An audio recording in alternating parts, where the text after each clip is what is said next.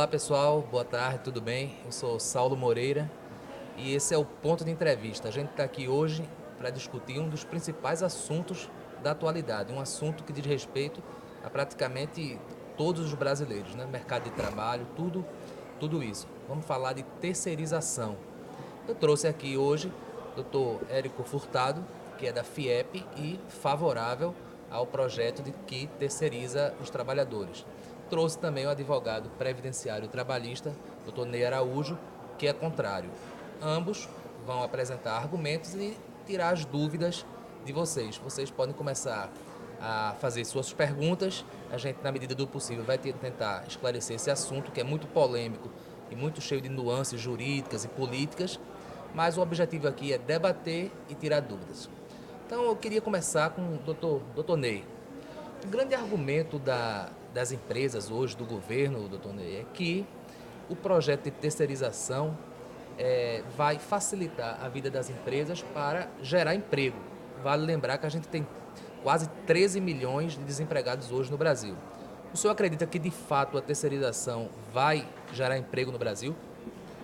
Boa tarde, Saulo. Boa tarde para todos, o público telespectador. Bem, eu diria que uma grande verdade que precisa ser dita sobre terceirização é que tanto os empregados como os empregadores, eu disse empregados e empregadores, saem prejudicados da forma que foi aprovada, inclusive para que você possa terceirizar até a atividade fim. Por quê? Um dos pontos, por exemplo, você imagine quem é bancário, imagine que seja demitido todos aqueles 100, 200, quantos bancários estiverem ali trabalhando junto daquela organização e sendo contratados terceirizados. Nós sabemos que o sindicato dos bancários é um sindicato forte, só que quem entrar terceirizado não vai estar amparado pelo sindicato dos bancários. Vai ser uma categoria fragilizada. Só para a gente contextualizar, desculpe lhe interromper, a terceirização tem o objetivo, como vocês sabem, de permitir que as empresas, por exemplo, um banco, como o Dr. Ney citou, ele terceirize, chame funcionários terceirizados, ou seja, de outras empresas, para realizar também a atividade fim. Todas, pode ser até todos. Hoje, um banco, por exemplo, ele pode terceirizar, hoje, antes da aprovação do projeto, atividades secundárias, as atividades meio, como segurança, como limpeza, manutenção, tudo isso. Porém, a atividade fim, a atividade do bancário tem que ser funcionário do próprio banco. Então, com esse projeto, tudo pode ser terceirizado. As empresas podem contratar outras empresas para que outras pessoas que não funcionários diretos daquela primeira empresa sejam eles os responsáveis, não é isso? Correto. Eu só queria concluir porque eu disse que os grandes prejudicados será toda a nação, empregados e empregadores, porque parece que os empregadores vão tirar uma grande vantagem, mas na verdade não, eles vão perder um grande mercado consumidor. Nós já temos terceirização há muito tempo, só que na atividade meio, como bem explicou aqui o Saulo Moreira. Mas, nessa categoria, por exemplo, 10 acidentes de trabalho, 8 são de terceirizados. Tem o maior adoecimento profissional. Hoje nós temos 12 milhões de terceirizados e temos 37 milhões de contratados diretamente. Isso aí poderá inverter. E aí vai ocorrer o quê? O salário dos terceirizados é inferior aos contratados diretamente. Há também outra situação, a rotatividade no emprego. Enquanto os terceirizados são contratados por 2,7 por ano, quando o empregado é contratado diretamente, ele tem ali pelo menos 5,8 anos de emprego. Então, isso aí, Saulo, inclusive, vai trazer um outro grande problema. Se é o maior número de acidentes de trabalho, se é o maior número de doenças, se é um salário inferior, o que vai ocorrer? A Previdência Social, consequentemente, vai arrecadar menos e vai pagar mais, porque terá mais beneficiados, dependendo justamente da assistência da Previdência Social. O senhor está dizendo claramente que o terceirizado ele tem menos direitos e ganha menos, não é isso? Correto. Agora eu queria... Não sou eu quem digo, não, eu estou transmitindo os números do mercado. Agora, doutor Érico, eu faço a mesma pergunta para o senhor. A terceirização vai permitir que o Brasil gere mais emprego, sobretudo no momento de crise econômica como esse, quando a gente tem 13 milhões de pessoas desesperadas por um emprego?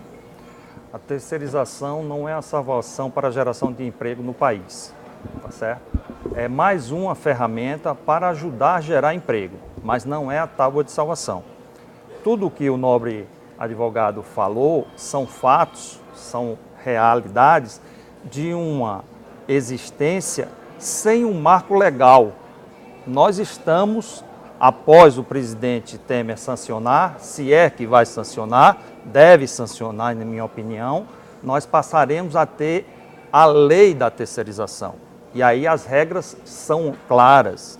Tem lá a proteção à saúde do trabalhador, tem lá a equiparação de salários na lei. Antes, todo mundo fala e mostra só um lado da moeda, que são os números do momento. Os números do momento refletem a ausência do marco legal. A partir de sancionada a lei, salvo engano, meu debatedor aí vai me atualizar, hoje vivemos através de uma súmula do Supremo Tribunal, do Tribunal Superior do Trabalho, a 331, que fala sobre terceirização. Mas o judiciário não pode legislar, o judiciário tem que julgar. Então nós precisamos do marco legal. O primeiro marco legal é esse que foi votado ontem no Congresso. Se ele é bom, se ele é ruim, só o uso desse marco legal que vai nos dizer se ele vai precisar de correções pontuais aqui, pontuais ali. Agora, que ao termos o marco legal, a proteção é garantida ao trabalhador. A CLT não foi alterada, a Constituição Federal não foi alterada, o Código de Processo Trabalhista não foi alterado. Então, tudo que hoje existe de proteção ao trabalhador continua no mesmo pé. A relação de terceirização é entre pessoa jurídica e pessoa jurídica. Né? Tem gente aí com altos cargos em instituições de proteção do direito, falando coisa que, pelo conhecimento que ele tem, ele não poderia estar falando. Tá certo? O que, por exemplo? Olha, eu não vou dizer, gostaria de afirmar aqui, porque eu vi sobre relatos em blogs e não não precisa dizer o nome não, diga só o absurdo. Mas ele está dizendo que minha empresa vai demitir amanhã todos os meus funcionários e vou contratar um terceirizado. E não tem esse risco, não? Não, pela lei que eu li, eu tenho que contratar uma pessoa jurídica e essa pessoa jurídica tem que contar com relação do coisa.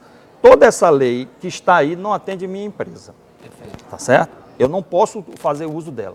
Vai ter que ser criada uma empresa de prestação de serviço de mão de obra, que hoje já existe, só que não segue lei nenhuma. Essa lei agora tem que ser seguida. Então, tem que ter capital mínimo para garantir as rescisões dos trabalhadores, ao número até 5 é um capital, de 5 a tanto é outro, e assim vai, para garantir. Porque hoje, qualquer pessoa se diz um fornecedor de mão de obra e não tem nem onde cair morto. Por quê? Porque não existe um marco legal. Desculpe interrompê-lo.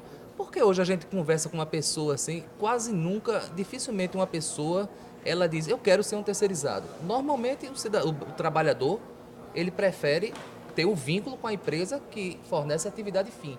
Ninguém quer hoje ser terceirizado. Porque até hoje nós não temos legislação, nós não temos lei que proteja o terceirizado. E o senhor acha que vamos ter a partir de agora. Antes de passar a palavra para o doutor Ney, o senhor acha que com a terceirização, o terceirizado, ele vai ter os mesmos benefícios, o mesmo salário, a mesma proteção trabalhista do cidadão que não é terceirizado, que tem um vínculo efetivo com a empresa? Eu vou lhe responder da segunda-feira. Segundo dados da própria base laboral, estamos falando algo em torno de 12 milhões a 15 milhões de pessoas terceirizadas já hoje no país, sem o marco legal, tá certo? Com a implementação do marco legal, você acha que uma das 6 centrais laborais não vai ter sindicato de terceirizados? O natural é que tenha, né? Sim. Então, nós estamos falando, como o colega citou, um sindicato forte como o bancário, porque ele é forte, porque está ligado à maior central laboral do país, não é isso? Perfeito. Então, a partir do instrumento legal, e a liberdade sindical é ampla no país, vai ser criado sindicatos terceirizados. Ou alguém tem dúvida que o pessoal do sindicato laboral vai perder uma arrecadação de R$500 bilhão por ano, só no imposto sindical? Vale lembrar que o presidente Temer está querendo também acabar com a contribuição sindical, né? Isso também pode afetar diretamente os sindicatos. Sim. Eu já escutei ontem aqui, segunda-feira aqui, uma palestra do ministro do Trabalho, que o ministro do Trabalho, disse que é contra acabar esse coisa. Então, dentro do próprio governo, existe divergências, tá certo? Eu acho que ninguém faz nada sem dinheiro. Claro. Eu não contrato nenhum empregado se eu não tenho recurso para mantê-lo, tá certo? E assim vai. Ninguém vai fazer nada, não vai ter, aí vai acabar com tudo, toda essa estrutura.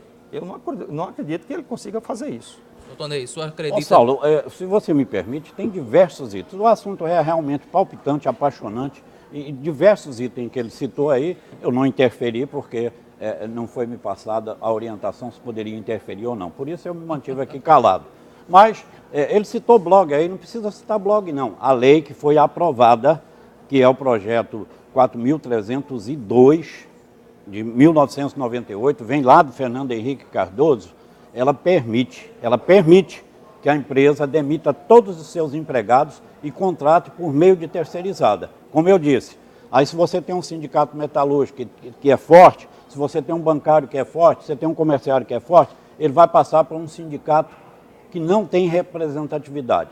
E sindicato aqui no Brasil, você pode contar nos dedos quais são os sindicatos que realmente têm a representatividade.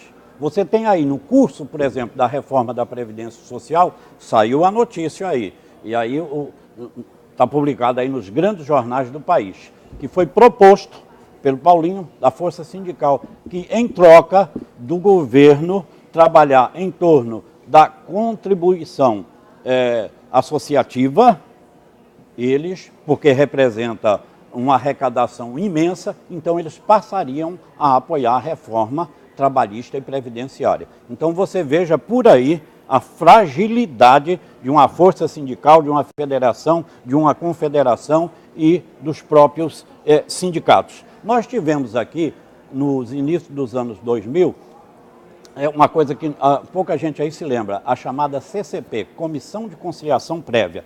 Para que foi criada essa comissão?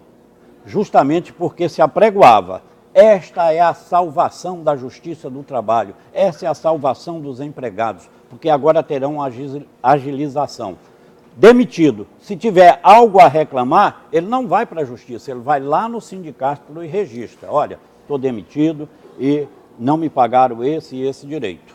Então o sindicato vai convocar o patrão e ali poderá ser feita uma composição. Se não for feita, aí é que ele vai para a Justiça do Trabalho.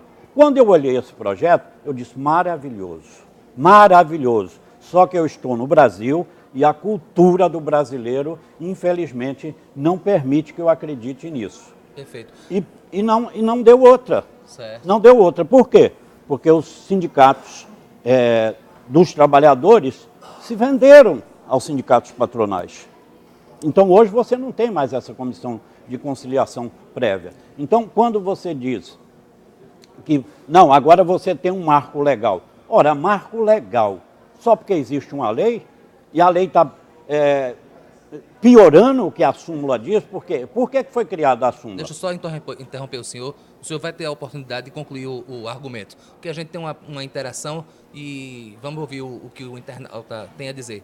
Bianca, você pode me ajudar, por favor? Claro. Saulo, tem muita participação nas redes sociais e tem muito mais comentários do que dúvidas, inclusive. Acho que é importante aproveitar a presença dos dois para esclarecer. Tem muita gente comentando sobre o fim da CLT, sobre fim de 13º salário e até fim de concurso. Isso realmente pode acontecer? E tem uma dúvida da Josias. Ela quer saber, Josias Darlene, ela quer saber quem perde mais com o serviço terceirizado sendo ele aprovado, é o trabalhador ou o governo? Vou passar a pergunta, o senhor vai ter a oportunidade de concluir seu raciocínio, mas eu queria passar a pergunta ao Érico. Será, hoje em dia, grande parte da população brasileira com essa crise, ela vê nos concursos públicos uma oportunidade para ter uma certa estabilidade e conseguir, de fato, entrar no mercado de trabalho de uma forma, como eu já disse, estável, de uma forma melhor. A terceirização, ela vai afetar a quantidade de concursos públicos no Brasil? O que é que o senhor acha? Não, eu não acho que isso afeta, tá certo? O que afeta a realização de concurso público é o caixa do governo, tá certo? A arrecadação que ele nos tributa através de N impostos, de N contribuições, né, contra o tamanho do governo, contra as despesas. Eu, quando passo ali indo à Ponte da Capunga, vejo aquele impostômetro lá, eu acho que tem dinheiro para a gente mudar esse país para muito melhor. Eu acho que os recursos são mal destinados. Eu acho que a máquina pública deve servir à população. Ela não precisa ser maior do que a população. Eu acho que não deveríamos estar inchando determinadas coisas só para garantir uma estabilidade e aquele pessoal que está lá ganhando seu salário mínimo não tem uma saúde, não tem uma educação, não tem um transporte público nesse competente. ponto aí, se me permite, Saulo. Ele está interrompendo, mas eu permito que o senhor interrompa também. Não, mas eu quero interromper para parabenizá-lo. Parabenizo, Érico. Sabe por quê? Eu já tive a oportunidade de, quando Armando Monteiro presidia, quando Renato Corte Real presidia a federação, eu já tive a oportunidade várias vezes de estar lá dentro. Jorge Corte Eu fui Real. presidente do Corte Real, desculpe. Eu fui presidente do Sindicato dos Advogados do Estado de Pernambuco, sou presidente do Instituto dos Advogados Previdenciários, Seção Pernambuco, então sempre tive, de alguma maneira, sempre nesses debates envolvido. E dentro da federação, eu disse há muitos anos atrás e continuo com o mesmo pensamento. Por que eu disse aqui no início que empregados e empregadores são todos eles prejudicados? Porque a reforma que nós mais necessitamos, ao meu ver, ao meu sentir, é a reforma tributária. Por quê? E eu complementaria, e política. Sim, mas vamos para a tributária. Tá Não é? certo. Por quê?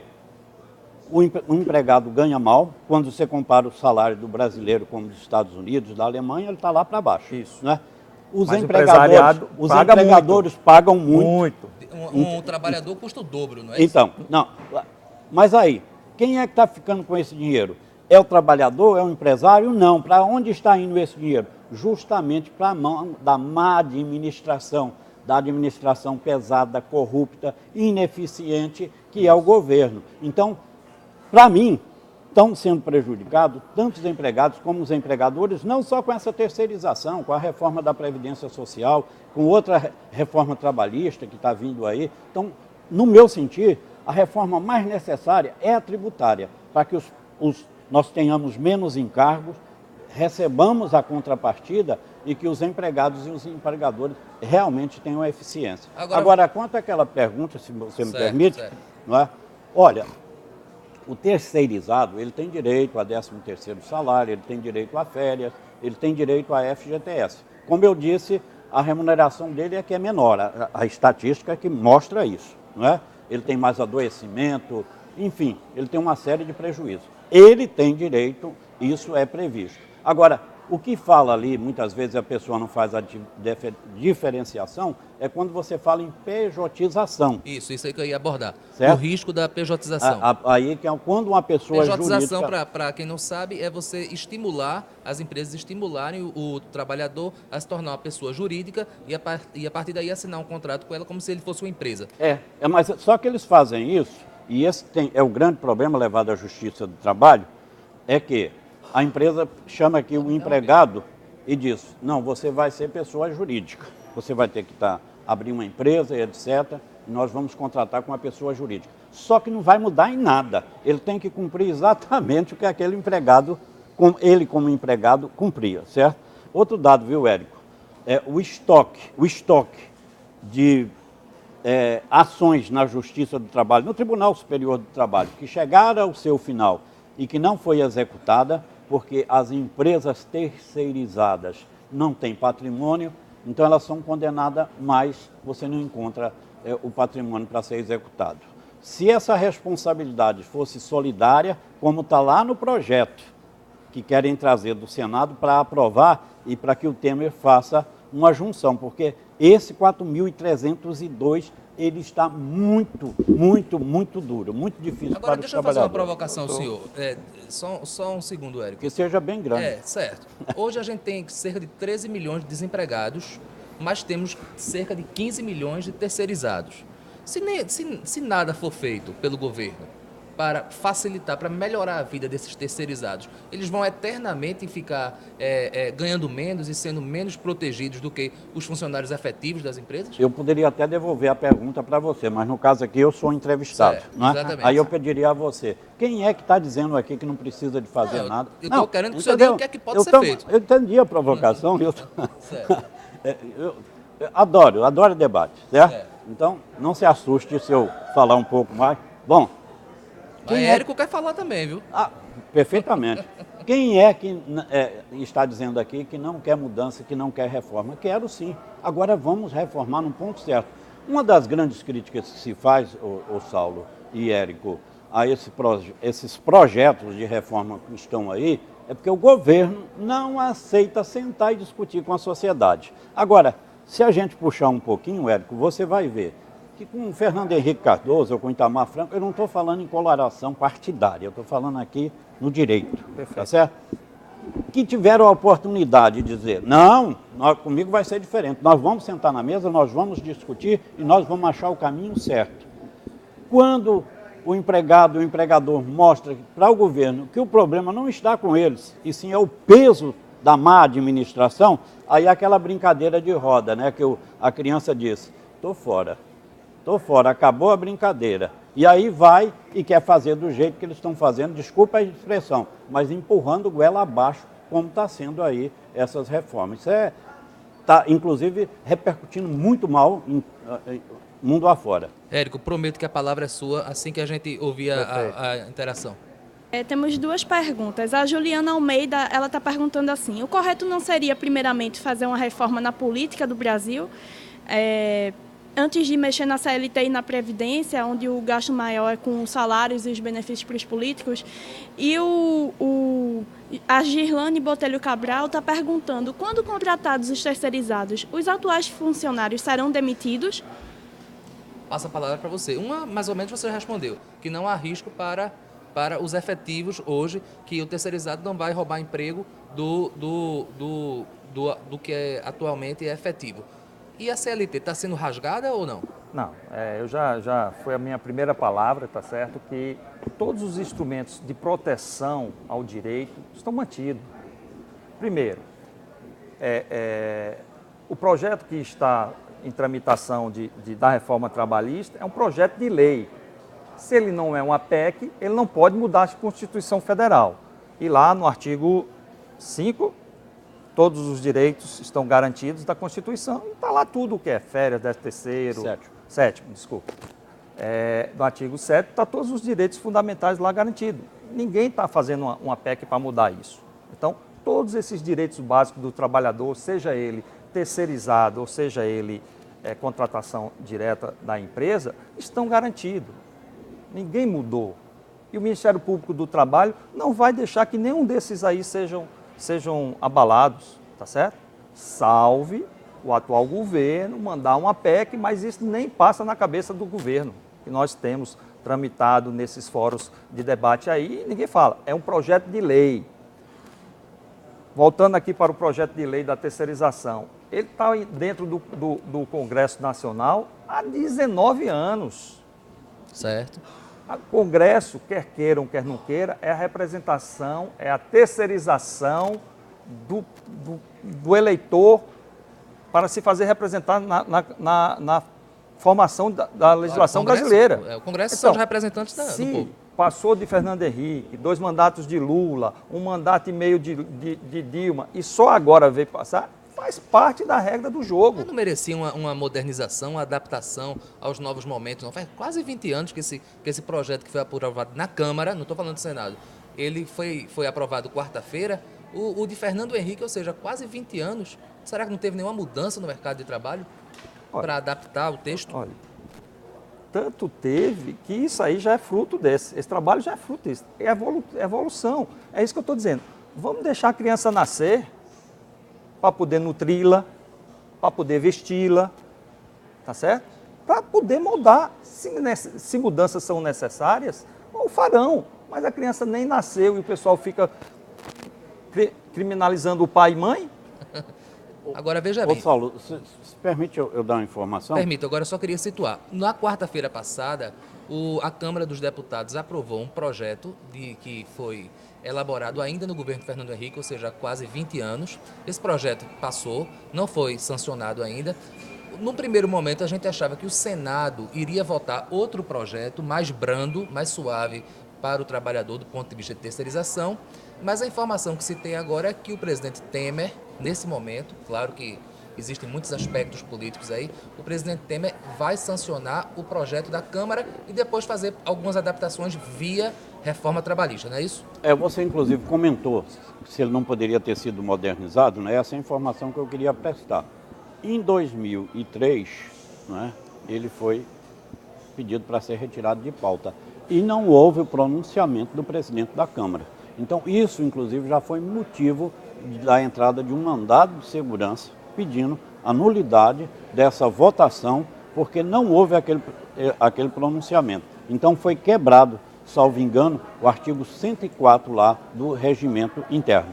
Evidente, vamos esperar a justiça se pronunciar. Ontem o ministro Celso de Mello pediu explicações sobre o projeto. É justamente sobre esse mandado.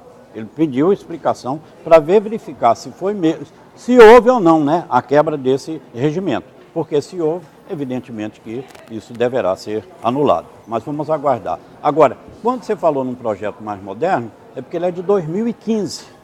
Do Senado. Do Senado. Então ele traz realmente um avanço a mais nisso aí. Agora, eu volto a dizer, e até vou concordar novamente com o Érico, porque eu acho que o debate é salutar por isso. Para mim é uma troca de ideias. Claro, com certeza. Eu posso defender aqui ardorosamente, já muitas vezes alguém diz, mas rapaz, você estava brigando lá no debate. Não estava brigando, a briga só era jurídica ou qualquer coisa. Vou concordar com ele novamente.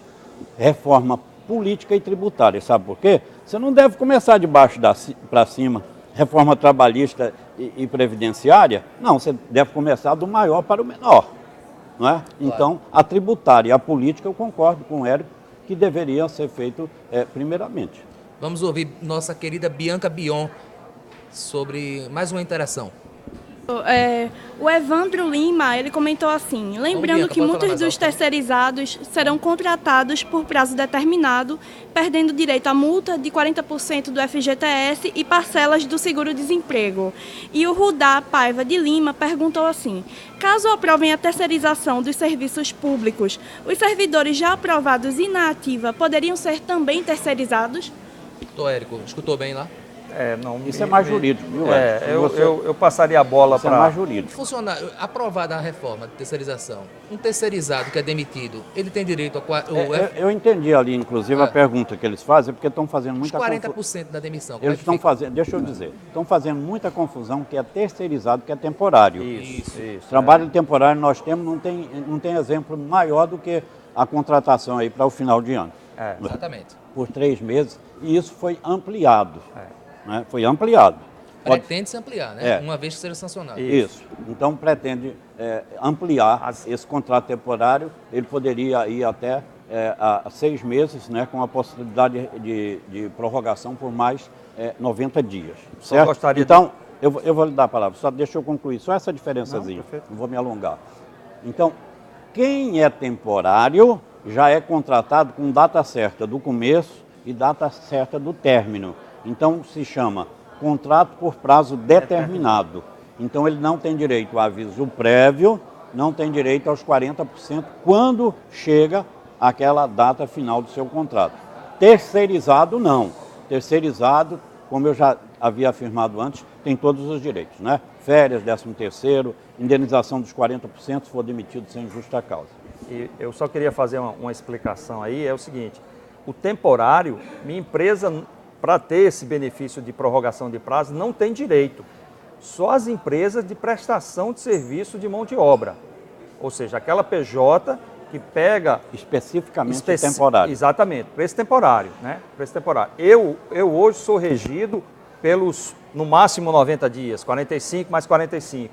E digo mais, por estar dentro de um setor que tem um sindicato laboral fortíssimo, Para o meu funcionário não qualificado, eu só posso ir até 60 dias. Então, tem que ter cuidado para não generalizar. Essa dilatação de prazo do temporário só serve para as empresas que têm o objetivo social de contratação de mão de obra temporária. Todos os demais quinais econômicos não podem utilizar dessa extensão. Estão regidas pela CLT, que volta a frisar, continua vigente, continua aí como Bíblia para os nobres advogados se debaterem nos tribunais e fóruns competentes para proteger os trabalhadores. Voltando à pejotização, que me parece ser o grande risco que as pessoas que criticam a terceirização apontam, a pejotização. O senhor acha que existe essa tendência de, uma vez aprovada a terceirização, as empresas estimularem seus funcionários diretos a saírem e voltarem como empresas, como pessoas jurídicas? Veja, eu acho que a pejotização vai atingir um nível de prestador de serviço mais elevado, não a base da pirâmide dos trabalhadores, tá certo? Eu não acredito em pejotização dentro do meu setor de pedreiros, de carpinteiros, de gesseiros, de pintores, mas eu acredito em pejotização para engenheiros, tá certo? Para arquitetos, aí eu acredito que possa... Mão de obra mais especializada. Exatamente, para mão de obra especializada. O meu setor tem um artigo que é contemplado dentro da CLT, que é o 455, que fala no contrato por empreitada, tá certo? Então, aí vem a nossa famosa discussão, que aí eu pediria ao nobre, o que é meio, o que é fim dentro da construção? O senhor tem como responder, vai deixar o engenheiro responder. Pode, eu tenho como responder, Veja. mas posso... Tá certo? Então, eu tenho uma empresa de construção, faço um edifício para a classe, qualquer classe econômica, ele tem uma fundação, ele tem a parte de alvenaria, ele tem a parte de acabamento, ele tem a parte de jardinagem, ele tem a parte de pedreiro. Como é que eu vou manter dentro da minha empresa um cara que só é especialista em fundação? Se eu vou começar aquela fundação, vai levar 3 meses, mas meu empreendimento vai levar 3 anos. Eu vou manter aquele cara, por ter trabalhado para mim 3 meses, mais essa diferença para os 3 anos? Isso é inviável. Isso quebra empresas. Então, eu tenho que terceirizar isso. Como eu terceirizo isso dentro do meu setor? Através da CLT, artigo 455, contrato por empreitada. Perfeito. Agora, não existia essa acomodação nos demais setores. Precisa haver acomodação, por quê? Porque evoluímos, tecnologia está aí presente. Quem gostaria de estar hoje aqui ainda naquele PT500 da Motorola? Não, todo mundo quer ser o smartphone mais moderno. E saiu aquele, eu já vou trocar o meu. Então é isso é uma evolução. A terceirização nas relações de trabalho é uma evolução. E parece que os países desenvolvidos já utilizam a terceirização em larga escala, né? Claro, com as devidas salvaguardas. Bom, agora, tudo, já dizia o grande poeta gaúcho, quando nos deparamos com os ventos da mudança, uns constroem barreiras, outros constroem moinhos de ventos. Então nós precisamos isso. Aproveitando essa sua fala poética, eu queria pedir a Bianca que falasse a última interação, depois eu vou dar a palavra para o senhor e para o Érico. Isso, a gente vai ter que encerrar, apesar desse ser um debate que está atraindo muita participação, levanta muitas dúvidas, já atingimos o tempo da gente. A última pergunta é do Jurandir Roberto. Ele pergunta assim, em relação aos benefícios, muitas empresas só começam a validar esses benefícios após o período de experiência, por exemplo, o plano de saúde. O projeto que foi aprovado prevê algumas coisas em relação a benefícios para esses trabalhadores terceirizados. Como é que vai ficar isso? Como é que ficam os benefícios para o trabalhador terceirizado? Bom, aí é justamente onde vem quando a categoria tem um sindicato forte. Porque muitas vezes a negociação não emperra, não é nem por nível salarial, não é nem pela discussão salarial. Às vezes se chega a bom termo nessa discussão salarial, principalmente quando a economia vai bem. O que nós precisamos é fazer com que essa economia cresça, com que essa máquina pesada ande, que nós tenhamos investimento, porque o governo só tem feito arrecadar, ele não tem feito investimento, não tem oferecido saúde, educação, segurança, nada. Então, volto a dizer, tanto o empregado como os empregadores estão altamente prejudicados. E nós temos que ter força para enfrentar o governo e fazer com que realmente nós recebamos aquilo que é devido, que é adequado. Por quê? Senão, cada dia mais, nós continuaremos empobrecidos, haverá uma quantidade maior de concentração de renda. Agora mesmo, os benefícios previdenciários, mais de 3.500 municípios brasileiros, a maior movimentação que há na cidade, que é nos seus dias de feira, é justamente quando há o pagamento dos benefícios da Previdência Social. Mas o governo está fazendo exigências absurdas, ou seja, quando o Temer chegou lá, ele extinguiu o Ministério da Previdência Social e agora ele está tornando inatingível o alcance de um benefício. Só um minuto, doutor Ney. Eu estou recebendo uma sinalização que tem uma pergunta também super interessante. Isso é para deixar mais claro, na verdade. O Rudá, ele falou assim, ele perguntou se um servidor público que já está efetivo, se ele poderia ser transformado em terceirizado. Ele já foi aprovado no concurso, já está trabalhando, ele poderia ser transformado em terceirizado? Bom, aí no caso do servidor público, se ele já tem estabilidade, ele não poderá ser demitido para uma terceirização. Agora, viu, Saulo, nós não falamos, mas o maior escândalo de terceirização é na administração pública. O maior escândalo de terceirização é na administração pública. Sabe por quê? Porque quando é no privado, você tem hoje, pela súmula, a responsabilidade subsidiária. Certo. Certo? Mas vamos fazer um programa só específico sobre o serviço público. Antes do senhor concluir, eu queria que o senhor me dissesse em 30 segundos o que é que o Brasil precisa para gerar emprego. 30 segundos.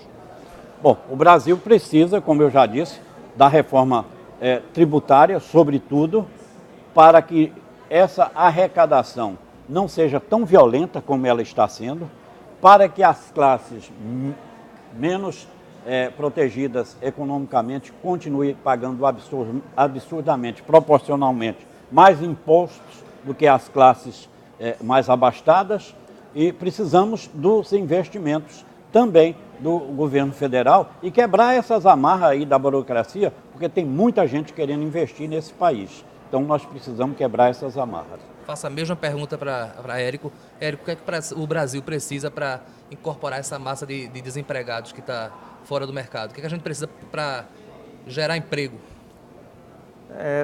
O doutor já colocou bem o que a gente precisa fazer.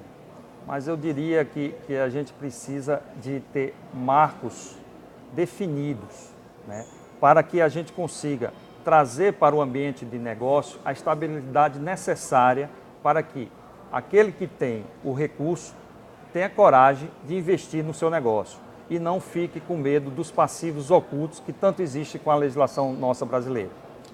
Ok, pessoal, muito obrigado pela atenção de vocês. Agradeço ao doutor Érico, doutor Ney, foi muito engrandecedor o debate, muito interessante.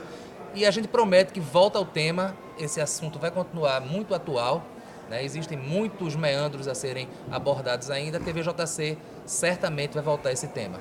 Tchau, até amanhã, até mais. Boa tarde.